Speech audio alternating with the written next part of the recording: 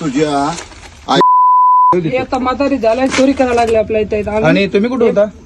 दादा 6 महिने चोरी करा. नाही पण तुम्ही दुकानात होता? मी दुकानात होतो. काय होतं माहितीये, तो कधी नेमकं घावला तुम्हाला कधी? आता कॅमेरामध्ये रोज बॉक्स काय करतं माहितीये, हे बॉक्स भरलेला हे बघा. आहे. एक कोपऱ्यात जाऊन हे भरून आतला बॉक्स परत ठेवते तिथे. काय ते शूटिंग कर व्यवस्थित ते. सगळं शूटिंग कधी भैया? शूटिंग चालू आहे. हे बघा, हे मार्केटमध्ये माणूस येते, सकाळी सकाळी येते आणि लोकर येऊन हे एवढा माल घेऊन जाते. आणि आणि या संदर्भात अधिकची माहिती आमचे प्रतिनिधी शेखर पाटील आपल्या सोबत आहेत. शेखर, आपण दृश्यांमध्ये पाहतो या व्यक्तीला रंगे हात पकडलेला आहे. या प्रसाधनच्या ऑफिसचा मालक सुद्धा दृश्यांमध्ये पाहायला मिळतोय. काय कारवाई केली आहे यावर पोलिसांनी? हा सगळा प्रकार कसा उघडकीस आला आणि कधीपासून हे सगळं सुरू आहे? घावला तुम्हाला कधी? श्रद्धा, 2 दिवसांपूर्वी ही घटना जी आहे ती घडलेली आहे. कोल्हापुरातल्या गांधीनगर या ठिकाणी असणाऱ्या एका नॉवेल्टी शॉप मधली ही सगळी घटना आहे.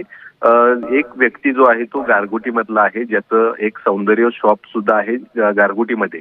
अमित कविकर असं त्याचं नाव आहे. तोच या गांधीनगर मधल्या नॉवेल्टी शॉप मध्ये आला होता आणि त्यानं दुकानामध्ये गेल्यानंतर काही छोटी मोठी साहित्य जे आहेत ते आपल्या खिशामध्ये लपवली होती. शिवाय अंतर्वर्तामध्ये देखील त्यानं हे सगळं साहित्य ते लपवलं होतं.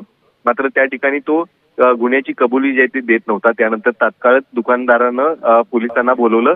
पोलिसांनी आपल्या खाक्या दाखवताच त्यानं एक एक साहित्य जे आहे ते बाहेर काढायला सुरुवात केली आणि बघितलं तर मोठ्या प्रमाणात चोरी जी आहे ती त्यानं या ठिकाणी केल्याचं उघड झालेलं आहे.